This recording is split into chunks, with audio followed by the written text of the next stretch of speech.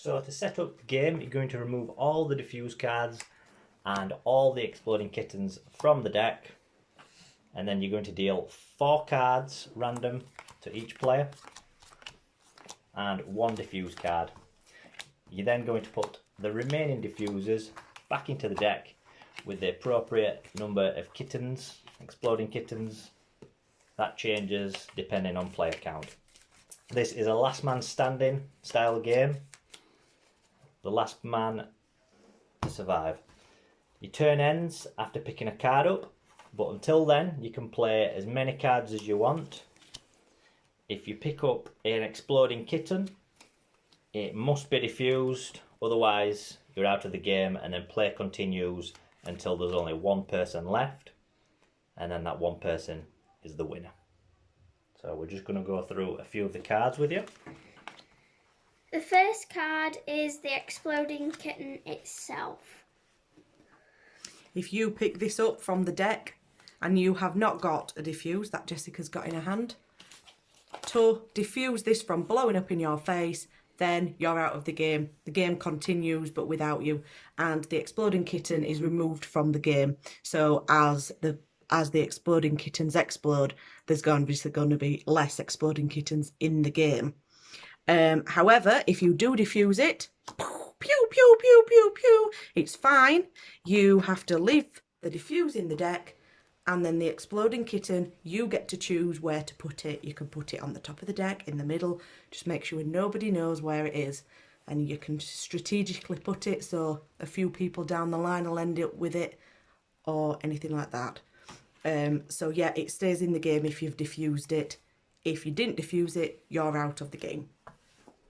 Next card, Jessica. The next card is a rainbow cat, which if you're playing the original normal game, just blocks up your hand, but there's another variant with other things that it does.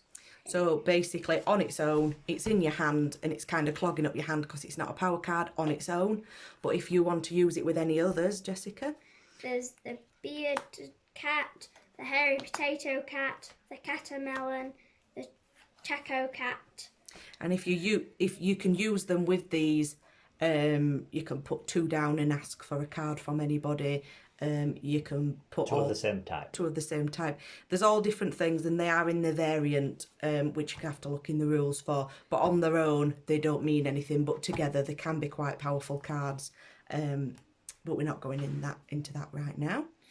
The next card is See the Future, which you'll pick up the first 3 cards from the deck, have a look at them, and then you'll know if there's an exploding kitten in the top 3 cards. And then you don't show anybody and put them back exactly where you found them. So then if you realise there's an exploding kitten on your turn, you can do something about it with the cards that are coming up. The next card is a favour. So a favour, you can, if you play this, you can ask anybody for a card, but you can't specifically name that card. You just say, give me a card, and that person has to give you one. The next card is a skip. So if you know there's a kitten at the top, you end your turn by picking up a kitten, and you don't want to, because you haven't got a diffuse, or you don't want to use your diffuse, you can use a skip, which means you don't have to pick up, and it goes to the next player. The next one is attack.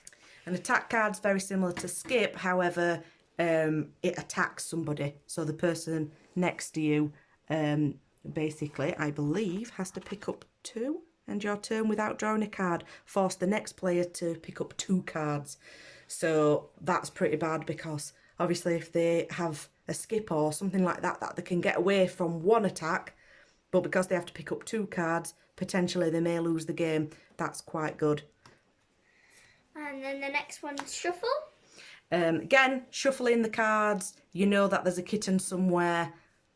You can shuffle the cards into the deck so that you potentially may not get that kitten. And the final card is Nope. Nope is a really powerful card. If anybody sends something to you, like an attack or a skip, or they want a favour from you, you can say nope, and it's an insta card, so you can actually say it on someone else's turn. and it basically stops that action from happening. But you cannot nope a kitten or a diffuse card. They're the only two that you can't nope.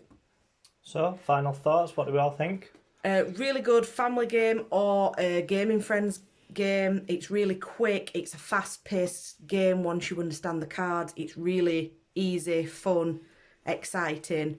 There's also an app that you can get from Exploding Kittens, which you can play in lockdown with other people. And yeah, it's one of our favourite games. The company has made other games such as Bears vs Babies, Unstable Unicorns, Throw Burrito, You've Got Crabs, and 3 expansions to Exploding Kittens. I'm sure we'll review them at some point. Well, that's Exploding Kittens. Thanks for watching. Enjoy!